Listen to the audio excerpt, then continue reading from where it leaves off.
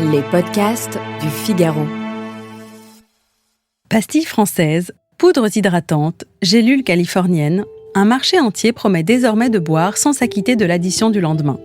J'ai soumis ces antidotes à l'épreuve. Verdict, remède par remède.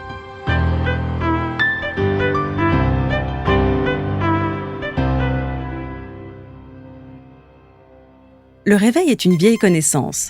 La bouche sèche, le crâne en étau et le cœur au bord des lèvres. Contre ce châtiment universel, une industrie florissante jure désormais qu'il existe une parade. Des pastilles effervescentes des officines françaises aux sachets que s'échangent les danseurs du Berghain jusqu'aux fioles high-tech venues de Californie, jamais la promesse d'une ivresse sans conséquence n'aura été aussi bien vendue. Reste à savoir s'il est réellement possible, un beau matin, de tricher sur l'addition. Il importe dans un premier temps de bien comprendre l'ennemi.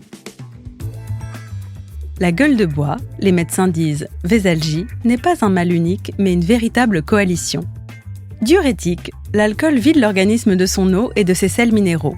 Son métabolisme, par ailleurs, produit un composé toxique, l'acétaldéhyde, responsable d'une inflammation.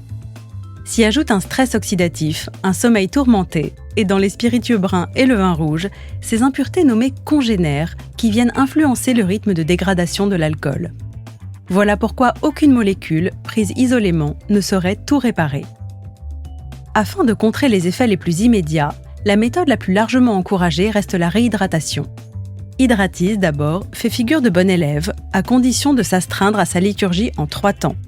Une pastille avant la soirée, une au coucher et une à l'aube.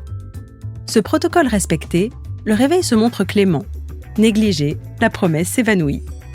Une réserve cocasse, l'hydratation tourne à la discipline avec une injonction tacite à boire tant d'eau que la nuit se partage entre le lit et la salle de bain. Efficace en somme pour qui possède la rigueur d'un horloger. Alcool, ensuite, administre une leçon plus cruelle.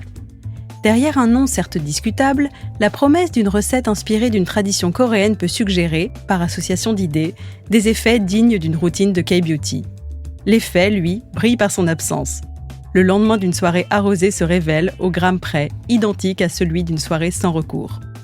Un placebo qui aurait oublié d'agir et dont la seule vertu avérée tient à son prix, 2,99 € le flacon, et à la suavité somme toute agréable d'un breuvage à base de poires nachis et de figues de Barbarie.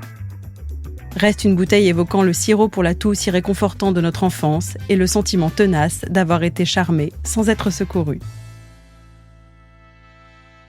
Fly-by, l'américain, ne recule quant à lui devant aucun excès. Il s'agit d'avaler plusieurs gélules, non sans une pointe d'appréhension.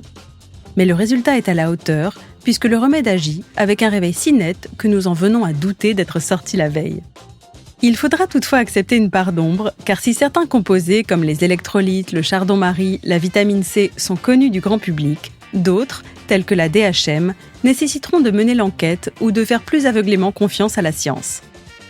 Cheers, issu de la même école, monte lui aussi sur le podium de l'efficacité, se déclinant en 4 produits phares. Des gélules à prendre après la prise d'alcool, d'autres dès le lendemain matin, et un traitement de fond destiné à protéger le foie et à activer la réhydratation. Soit un protocole de soins qui nécessite une certaine rigueur en matière de logistique, et un budget tournant autour de 100 € pour l'intégralité du programme, également disponible à moindre coût en abonnement mensuel, ce qui peut laisser songeur. Reste le cas le plus audacieux, venu de San Francisco, que nous n'aurons pas eu la possibilité de tester car non autorisé à la vente en France. Z-Biotics, premier probiotique génétiquement modifié jamais commercialisé, basé sur un principe d'anticipation. Si notre foie s'est transformé l'alcool en acétaldéhyde, le composé toxique responsable du supplice matinal, puis cet acétaldéhyde en acétate inoffensif, l'intestin, où se joue aussi une part de la métabolisation, s'en acquitte plutôt mal.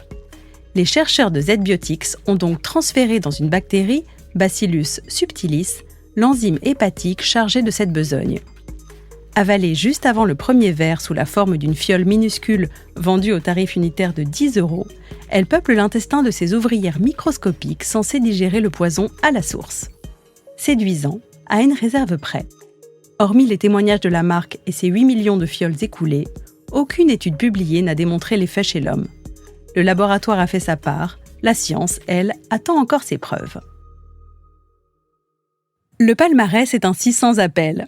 Sur 4 prétendants testés, 2 tiennent leur rang, Flybuy et Cheers, un aux effets plus aléatoires mais qui s'avère le plus économique, Hydratis, et un dernier qui n'aura servi à rien, Alcool. La science pourtant demeure tiède.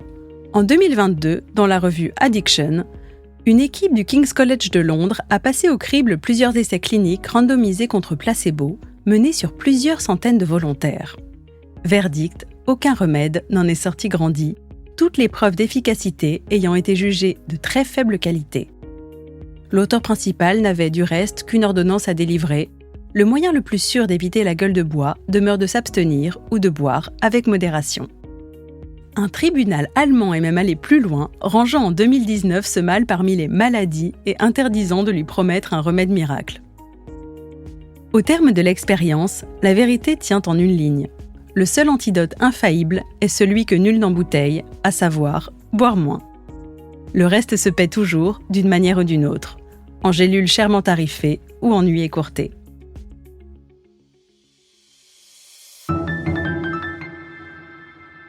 Merci d'avoir écouté ce podcast. Je suis Alicia Doré, journaliste vin. Vous pouvez retrouver Parlons Vin sur Figaro Radio, le site du Figaro et toutes les plateformes d'écoute. Si vous avez aimé cet épisode, n'hésitez pas à vous abonner et à laisser votre avis. À bientôt!